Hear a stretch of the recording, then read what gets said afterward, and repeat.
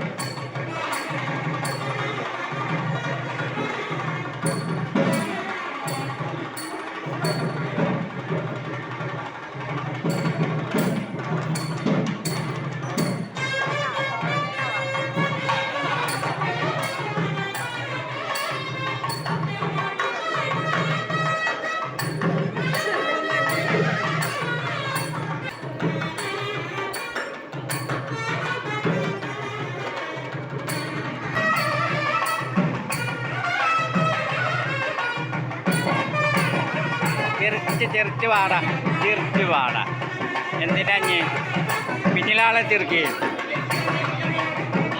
ആ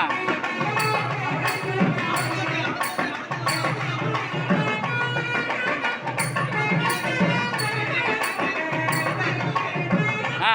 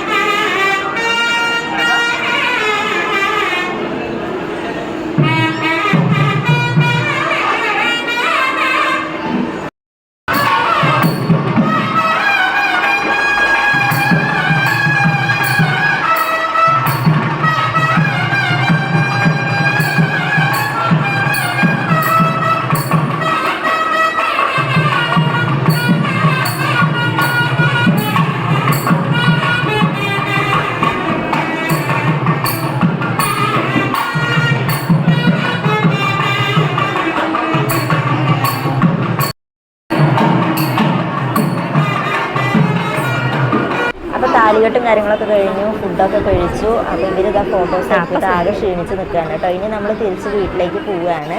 അപ്പോൾ വീഡിയോ ഇഷ്ടമായിട്ടുണ്ടെങ്കിൽ do like and share and subscribe.